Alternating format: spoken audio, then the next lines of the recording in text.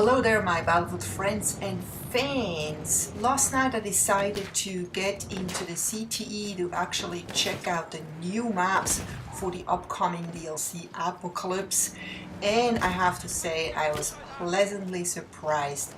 The maps are fully rendered, so they look like they're already live. Everything is functioning properly, and we actually have also 6 new guns that come with the DLC, and the DLC has 3 maps. So the first map we're playing on here is called Passchendaele or Passchendaele. I'm not quite sure. It's in Brussels. So I'm trying out the Ross MK2 Marksman sniper rifle right here, but I have to say I did not like it. It seems really weak, and maybe that's just me, but I don't think I'm gonna actually use it. I may unlock it, but I probably won't use it. So what is this map really about? It's actually based on the Battle of Passchendaele, which took place from July 31st to November 10th, 1917, for control of the ridges south and east of the Belgian city Ypres in West Flanders, as part of a strategy decided by the Allies at conferences in November 1916 and May 1917. The British offensive in Flanders had aimed to drive the Germans away from the essential channel ports and to eliminate U-boat bases on the coast, but unceasing rain and shellfire reduced the battlefield to a vast bog of bodies, water-filled shell craters, and mud in which the attack ground had to halt. After months of fighting, Passchendaele Ridge was still stubbornly held by German troops. Sir Douglas Haig, the commander-in-chief of the British Expeditionary Force, ordered the Canadians to deliver victory. The British lost an estimated 275,000 casualties at Passchendaele to the Germans' 220,000, making it one of the war's most costly battles of attrition. So unfortunately, since this is CTE, there weren't really a lot of players in the matches, and there was a lot of situations where nothing was happening and you had to kind of find someone to shoot, and so it was not as exciting as it probably will be once we have full 64 player servers. And this is going to be a crazy map, and I have to say I love everything about this map.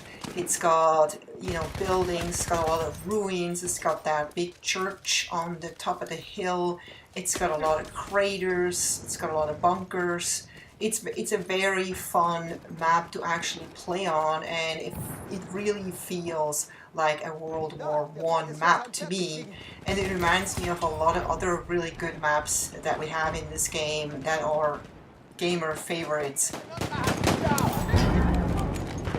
Right now I'm using actually the new assault rifle, the RSC SMG Factory, and as it really feels well, when you just look at it, feels like a small light gun, easy to run around with.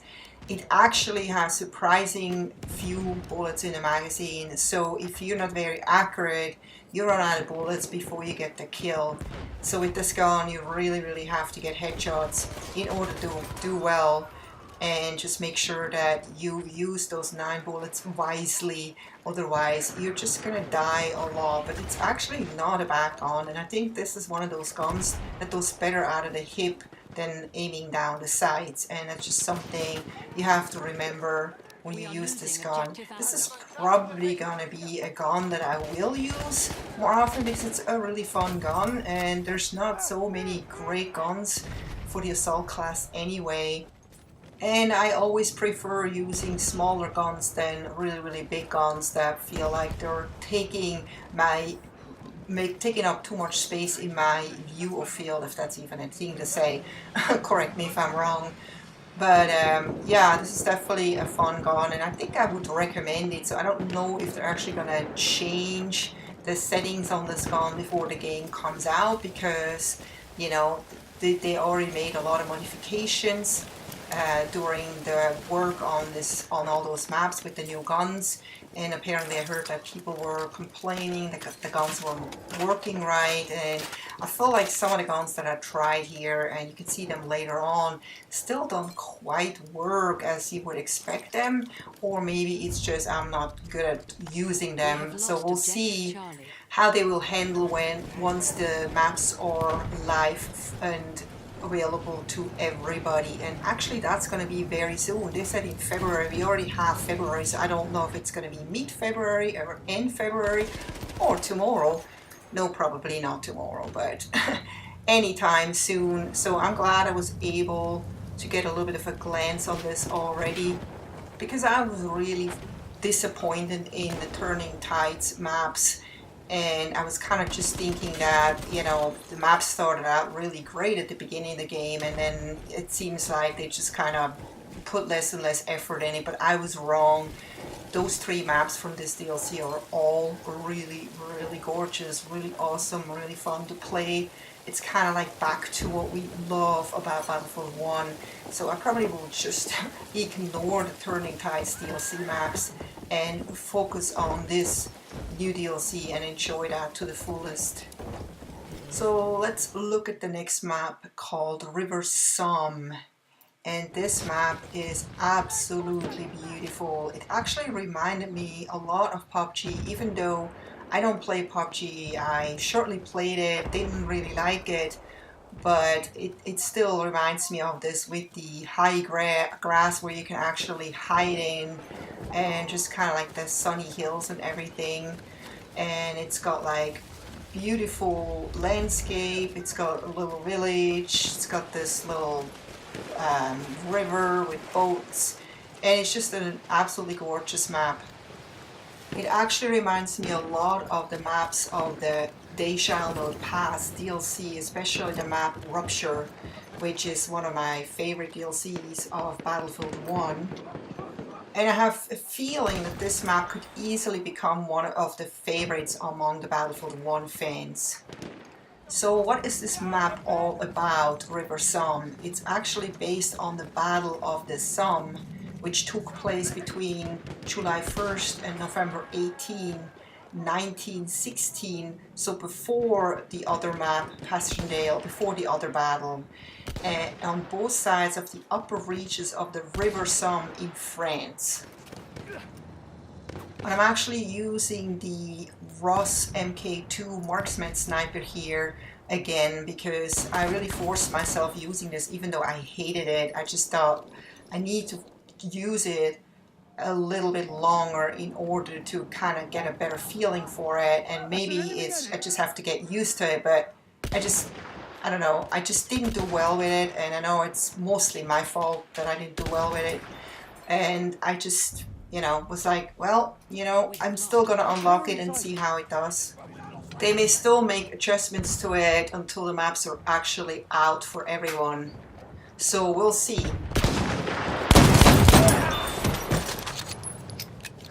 So here I'm using the new medic rifle, the Howl Automatic Factory. There's also a sniper version of it, and it's actually a really, really weird gun.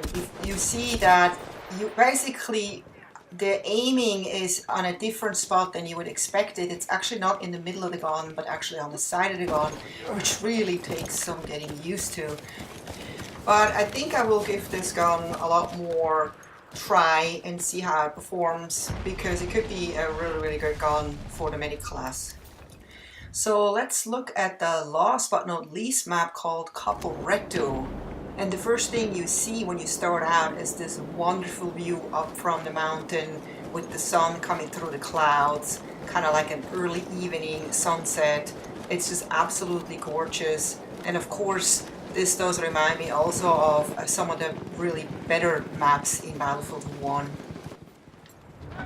There is actually a castle in the middle of the map. There's a river down there with a broken off bridge, and I believe that bridge is a bridge that I've actually been to in real life, because it looks very familiar to me, but you'll see that later. And I'm running again with the new medic rifle, the Howl Automatic Factory, which I started to really like, and I think it is actually a really good gone, and I don't feel like they should make any more adjustments to it. It is good just the way it is, besides that you really have to get used to the sights on it. So what is this map all about? Well, this is based on where the Battle of Caporetto took place from October 24th to November 19, 1917, near the town of Kobarid, now in northwestern Slovenia, then part of the Austrian littoral. The battle was named after the Italian name of the town, also known as Karfreid in German. The Italians managed to harden the defenses, but by mid-November the Germans and Austrians had driven them back some 60 miles to the river Piave, just 30 kilometers north of Venice.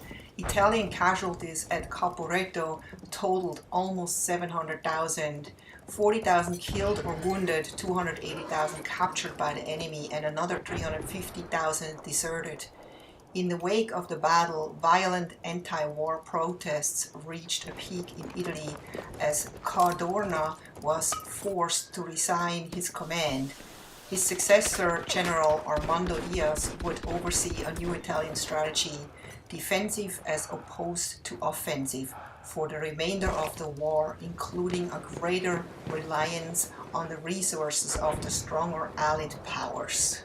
And just imagine we were playing here probably 8 versus 8 players, or mostly 10 versus 10 players, which sounds like not enough. But even though with so little players, we had a lot of fun playing on this map, on actually all 3 maps. It never really got above like 15 players on each side, and that was like just a short while where we had more than 10. Most of the time we were like around 8 to 10 players on each side, and we just had a ton of fun, and that just proves that those maps have been very, very well designed. So I hope you enjoyed my video. If you did, please don't forget to give me a thumbs up, and I hope to see you next time. By then maybe those maps are already out live for everyone. Take care, happy gaming, bye bye.